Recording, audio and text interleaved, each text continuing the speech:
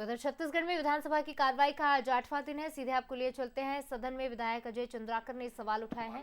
अध्यक्ष महोदय, रायगढ़ जिले का ही बात है, जो एमएसएमई इंडस्ट्रियल पार्क है उसी की बात है। इसी से रिलेटेड मैं पूछ रहा हूं आपसे। माननीय अध्यक्ष महोदय, चलिए ये बता दीजिए, आपका लक्ष्य 500 लोगों को नौकरी देने का है? जी है। रोजगार? जी है। 500 लोगों का लक्ष्य आप कैसे पूरा करेंगे?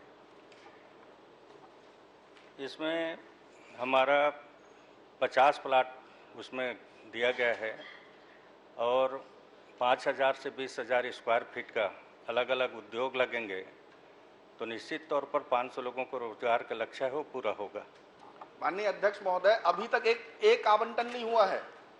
इतना धीरे गति से काम कर रहे हैं, एक आवंटन ना प्रचार प्रसार हुआ है अध्यक्ष महोदय, ना किसी को पता है इसके बारे में। आपने प्रचार प्रसार किया है, विज्ञापन निकाला है इसके लिए, तो हम कैसे माने कि आप आवंटन की प्रक्रिया शुरू कर रहे हैं? माननीय अध्यक्ष महोदय, मैं कह रहा हूं किसी मार्च महीना में इसको प्रारंभ हम लोग कर देंगे। चलिए, बहुत अच्छा। माननीय अध्यक्ष महोदय, बता दिए मार्च से शुरू कर रहे हैं। एक आखिरी प्रश्न पूछ, चलिए पूछ लीजिए। माननीय अध्यक्ष महोदय, बस आपसे आपके द्वारा एक ही प्रश्न पूछना है, क्या यहाँ जो भूमि अधिग्रहण किया है उनको मुआवजा मिल चुका है, और अगर मिल गया है तो किस दर से मिला है?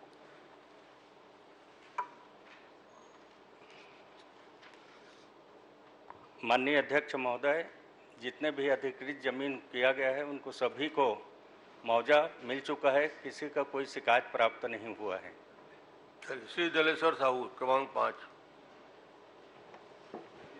अध्यक्ष महोदय जी, मेरा समूह जल प्रदाय योजना राजनांदगांव के बारे में है, जिसमें मैं एलबी नगर समूह जल योजना के बारे में। तो देखिए, विधानसभा में कार्रवाई लगातार जारी है। विधायक उमेश पटेल सवाल कर रहे थे और उनके सवालों का जवाब मंत्री लखनलाल देवांगन ने दिया। उसके बाद दलेश्वर साहू अब सवाल कर रहे हैं। जो स्वीकृत संरचना, इंटक बेल और जल शुद्धिकरण संयंत्र का निर्माण कौन कौन से स्थलों का नक्शा खसरा बताने की कृपा करेंगे?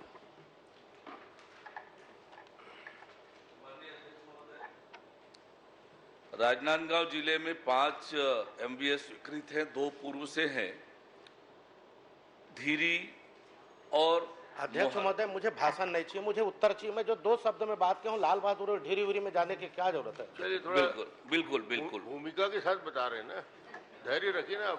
आपको अवसर दूंगा, पहले मंत्री जी का पूरा जवाब सुन लें, फिर प्रश्न कर सकते हैं।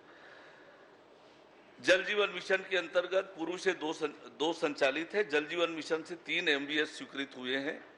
माथल डबरी लागत 14 करोड़ का, जिससे 12 गांवों को पानी मिलेगा। सूखा नाला बैराज और घुमरिया नदी से जिसके लिए पानी आएगी। एलबी नगर, जिसकी लागत 21.35 करोड़ है, 20 ग्रामों के लिए पानी की व्यवस्था होगी।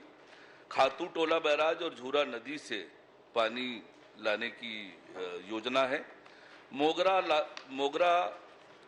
MVS, जिसकी लागत 396.47 करोड़ है, 330 ग्रामों को पानी पेयजल मिलेगा। सेमर बांधा, एनीकट और शिवनाथ नदी से ये आएगा।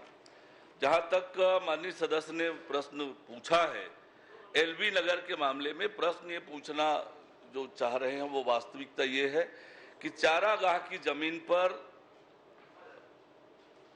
वाटर ट्रीटमेंट प्लांट लगा हुआ है।